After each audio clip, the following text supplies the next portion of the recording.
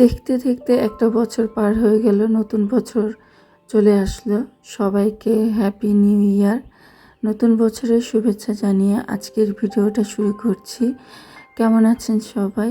আমি তো আলহামদুলিল্লাহ আপনাদের দোয়ায় আল্লাহর রহমতে ভালো আছি।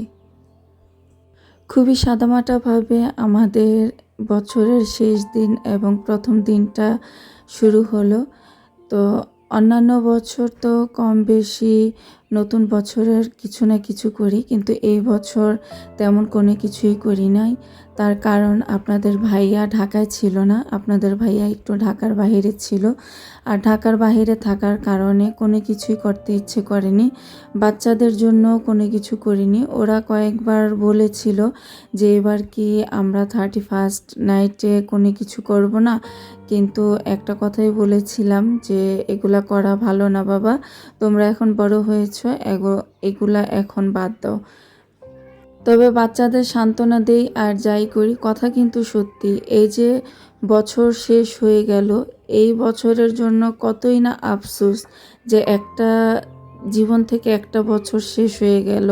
সেই আফসোসের জন্য আমরা কি করছি, কিন্তু আমরা বছরটা শেষ হয়েছে সেই কারণে আনন্দ উল্লাস করছি। আমরা কি একটাবার ভাবছি যে এই বছরে আমাদের জন্য আমরা কি করেছি, আমরা কি আখেরাতের জন্য কোনো কিছু করেছি কি না, আমরা মৃত্যুর পরে কি নিয়ে সাথে যাব সেই কাজটা করেছি কি না, আমরা এগুলা কোনো কিছুই ভাবি না। তবে 31st নাইট নিয়ে আমাদের অনেক বেশি আয়োজন থাকে। অনেক জ্ঞানের কথা বলে ফেললাম, আর কথা বলতে বলতে আমার সকালের নাস্তাটা আমি রেডি করে অলরেডি নাস্তাটা আমি কমপ্লিট করে ফেলেছি। আর আপনাদের ভাইয়া বাসায় নেই, মনটাও একটু খারাপ যে জীবনের এই প্রথম বছরের শেষটা কাটলো আপনাদের ভাইয়াকে ছাড়া, এবং বছরের শুরুটাও হলো আপনাদের ভাইয়াকে ছাড়া। তো যাই হোক, আসলে এগুলা কোনো ব্যাপার না, সে কাজের পারপাসে কোথাও না কোথাও যেতেই পারে বা থাকতেই পারে। এটার জন্য মন খারাপ করে তো আর আমাদের দিনগুলো থেমে থাকবে না। তো আমি খাওয়া দাওয়ার পরে এই যে আমার যে থালা বাসনগুলো ছিল এগুলা আমি ধুয়ে নিয়েছি, আর সেই সাথে রান্নাঘরটাও পরিষ্কার করে নিলাম। রান্নাঘরটা পরিষ্কার করে এই যে সকাল সকালে রান্নাটা আজকে আমি চুলায় দিয়ে দিচ্ছি। তো এইখানে একটু মুরগি রান্না করব। এটা হচ্ছে ব্রয়লারের মুরগি, আমি ভেজে তারপরে রান্না করব। আর এই ভিডিওটা করা ছিল গতকালকের, মানে বছরের প্রথম দিনের। আজকে তো 2 তারিখ হয়ে গেল।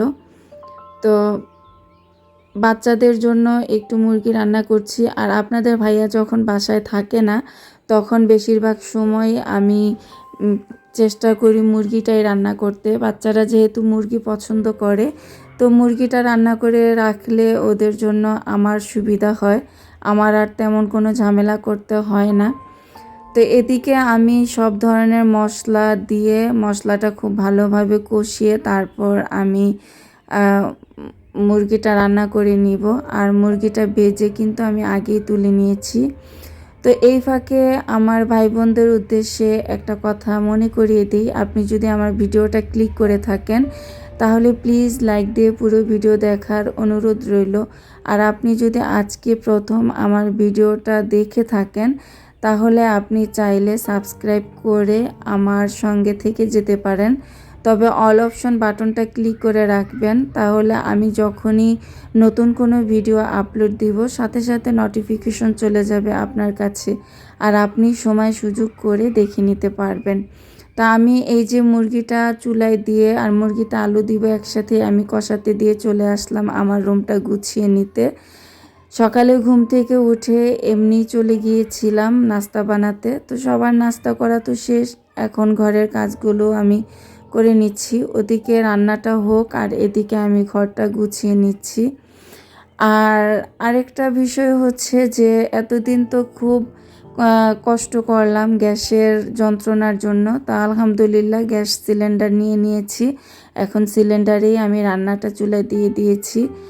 আর এতদিন তো এই যে গ্যাসের জন্য আমার রান্না করতে করতে 4টা বেজে যেত, খেতে খেতে 5টা বেজে যেত, আর না হলে রাতে রান্না করে দুপুরে বাসি খাবারটা খেতে হতো। তো তবে বছরের শেষ দিন এবং বছরের প্রথম দিন আপনাদের কেমন কেটেছে কমেন্ট করে জানাবেন। আমার সাদামাটা কাটলেও আলহামদুলিল্লাহ বেঁচে আছি, এটাই শুকরিয়া আল্লাহ পাকের কাছে। তো আমার বিছানাটা গুছিয়ে তারপর চলে আসলাম ড্রেসিং টেবিলটার এখানে। তো ড্রেসিং টেবিলটার এই যেই কাজগুলো আছে ড্রেসিং টেবিলের প্রত্যেকটা ডিজাইনের ফাঁকে ফাঁকে প্রচুর পরিমাণে ময়লা জমেছে। তো ময়লাগুলো পরিষ্কার করে এখানে একটা পশম ম্যাট দিয়ে দিলাম, দিয়ে তারপর আবার নতুন করে গুছিয়ে নিচ্ছি।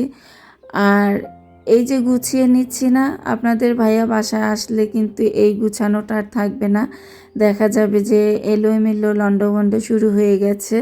তা আমার ঘরের সে তো একটা বাবু আমার কাছে, কারণ সে খুব ভালো এলোমেলো করতে পারে।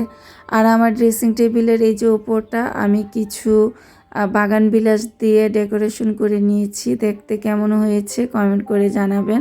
আমার কাছে তো বেশ ভালোই লাগছে। তো ড্রেসিং টেবিলটা আমি চেঞ্জ করব এরকম চিন্তা ভাবনা আছে, একটু বড় ড্রেসিং টেবিল নিব, আমার জন্য এটা একেবারেই ছোট হয়ে গেছে।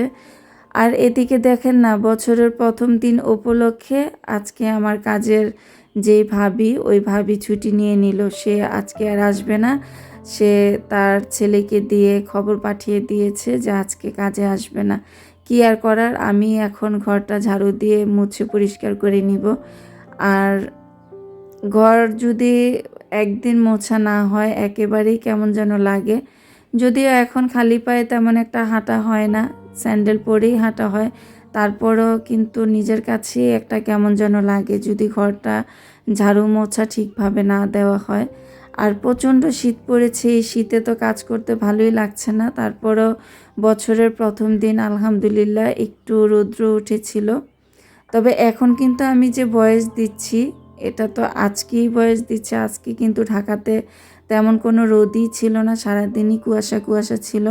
তো সারাদিন তো অনেক কাজ করলাম, তারপর গোসল নামাজ খাওয়া দাওয়া করে একটু রেস্ট নিয়ে এই যে ছেলের টিচার চলে আসছে ছেলেকে পড়াতে। তা আমি এখানে আজকে একটু ওনার জন্য লাল চা করে নিচ্ছি। উনি নিজেই বলল যে ঠান্ডা লেগেছে, আদা দিয়ে একটু লাল চা যেন করে দিই, রেগুলার দুধ চা করে দিই। তো লাল চার সাথে এখানে আমি দিয়েছি পেঁয়াজু আর হচ্ছে পুরি, এটা আমি বাহির থেকে আনিয়ে নিয়েছিলাম। আজকে আর কোনো কিছু করতে ইচ্ছে করছিল না, এত পরিমাণে ঠান্ডা লাগছে, ঠান্ডার জন্য চুলার পাড়ে কোনো কাজ করতে আর ইচ্ছে হচ্ছে না। তারপর এই যে নাস্তাটা দিয়ে রাতের রান্নাটা আমি চুলায় দিয়ে দিচ্ছি। দুপুরে তো মুরগি রান্না করেছিলাম, সেটা আছে অল্প কিছু। তো আমার তো মুরগি খেতে একেবারেই ইচ্ছা করে না, আর মুরগির তরকারি বিশেষ করে ব্রয়লারের মুরগিটা আমার একেবারেই পছন্দ না। আমার বেশি পছন্দ গরু মাংস আর খাসির মাংস, সবচেয়ে বেশি পছন্দ হাঁসের মাংস। তো ব্রয়লার হোক আর দেশি হোক, মুরগিটাই আমার কাছে একটু অপছন্দ। তো যাই হোক, এখানে আমি আমার জন্য বাইং মাছ ভুনা করে নিচ্ছি। তো বাইং মাছটা কিন্তু আমার কাছে বেশ ভালো লাগে। তো এখানে আমি সব ধরনের মশলা দিয়ে দিচ্ছি, সেই সাথে একটু আদা রসুন বাটা দিয়েছি। বাইং মাছ ভুনাতে একটু আদা রসুন বাটা দিলে কিন্তু বাইং মাছ খেতে খুব ভাল লাগে। তো সেই সাথে একটু ঝালও আমি দিয়ে দিয়েছি, মানে খুব কড়া করেই ঝাল দিচ্ছি, যেহেতু আমি খাবো আর আমার ঝালটা বরাবরই খুব বেশি পছন্দ। মশলাটা কষিয়ে নিয়ে তারপর দিয়ে দিলাম এই যে টমেটো, আর টমেটোটাও একটু নেড়ে চেড়ে ভালোভাবে কষিয়ে নিয়ে দিয়ে দিব এখন বাইং মাছগুলো। আর বাইং মাছগুলো আমি ভেজে নিইনি, কষিয়েই রান্না করব। ভাজলে বাইং মাছ একেবারে বেশি শক্ত হয়ে যায়, সেই কারণে আমি একটু কষিয়ে তারপরেই বাইং মাছটা রান্না করব। আর বিশ্বাস করবেন না, এইভাবে বাইং মাছটা আমার এত মজা হয়েছিল খেতে, দুর্দান্ত লেগেছিল। আমি কিন্তু এই প্রথম এভাবে কষিয়ে তারপরে বাইং মাছ রান্না করেছি। এর আগে যতবার রান্না করেছি সবসময়ই আমি ভেজে তারপরে মাছ রান্না করতাম, কিন্তু এইবার প্রথম, যেহেতু আমি একা খাবো সেই কারণে আমার মনের মতো করেই আমি বাইং মাছটা রান্না করেছি। তবে আমি নিজেও কল্পনা করতে পারিনি যে এত ভালো হবে। নিজের প্রশংসা নিজেই করে ফেললাম, তাই না আপুরা? অনেক বেশি করে ফেলেছি। যাই হোক, আসলেই খুব ভালো হয়েছিল। তো এদিক দিয়ে আমি কিছু বেগুনও ভাজা করে নিব। বেশ অনেক দিন ধরে বেগুন ভাজা খেতে ইচ্ছে করছে। তো অ্যালার্জির জন্য তো বেগুন ভাজা আমার বাসায় করাই হয় না, বেগুন আনাই হয় না, ভাজা তো দূরের কথা। বেগুন ভাজা, বেগুন তরকারি মাছ দিয়ে এটা আমার অনেক বেশি পছন্দ, কিন্তু অ্যালার্জির কারণে তো এগুলো আর খাওয়া হয় না।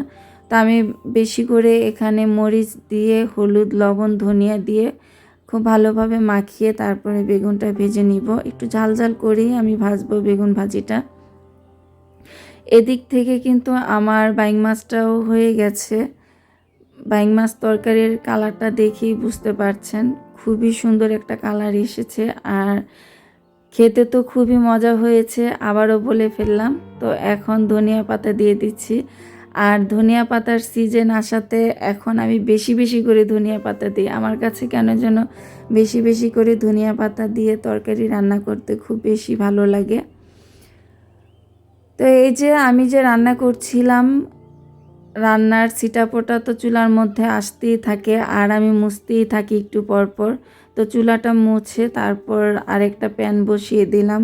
এখন বেগুনগুলো ভাজি করে নিব, আর বেগুনগুলো একটু কড়া করে আমি ভাজবো যেন হালকা একটু মুচমুচে লাগে। বেগুন ভাজি কার কার পছন্দ কমেন্ট করে জানাতে পারেন। আর আমি জানি না আমার কথায় বা কাজে কোনো ভুল আছে কি না। যদি কথায় বা কাজে কোনো ভুল থেকে থাকে তাহলে প্লিজ দয়া করে ক্ষমা দৃষ্টিতে দেখবেন। আসলে আমি মানুষ, আমি ভুলের ঊর্ধ্বে নই, আমারও ভুল হওয়াটাই স্বাভাবিক। তবে ভুলটা ধরিয়ে দিলে আমি ভুলটা শুধরে নতুন করে আবার আপনাদের সামনে ভিডিও নিয়ে হাজির হতে পারবো। তো যাই হোক, আমার রাতে রান্নাবান্না শেষ, এখন খাওয়া দাওয়ার পালা। আর এই যে আমি সব কিছু তরকারি নিয়ে আসলাম চুলার কাছ থেকে টেবিলে, আর এদিকে দেখেন রান্নাঘরের অবস্থা। রান্না করতে তো ভালোই লাগে, কিন্তু রান্নার পরে এই যে এক গাদা থালাবাটি বের হয়, তো এখন এগুলো ধুয়ে নিচ্ছি। আর ছেলে মেয়েরা অলরেডি খেতে বসে পড়েছে, তো ওরা খেতে থাক, এই ফাঁকে আমি রান্নাঘরের এগুলো ধুয়ে রান্নাঘরটা পরিষ্কার করে একেবারে ক্লিন করে রেখে তারপর আমি রাতের খাবারটা খাবো। তো রাতে যদি এইভাবে রান্নাঘরটা ক্লিন করে রাখি তাহলে সকালের জন্য আর কোনো টেনশন থাকে না। সকালে একটা পরিষ্কার পরিচ্ছন্ন রান্নাঘরে নাস্তাটা তৈরি করা যায়। আর এই কাজটা আমি বরাবর সবসময় করে থাকি। এটা আমার ভিডিও যারা দেখেন তারা হয়তো জানেন, আর যারা দেখেন না তারা হয়তো জানেন না। তো যারা যারা নতুন দেখছেন আস্তে আস্তে জেনে যাবেন যে আমার এটা একটা বদ অভ্যাস কিনা আমি জানি না, না অভ্যাস।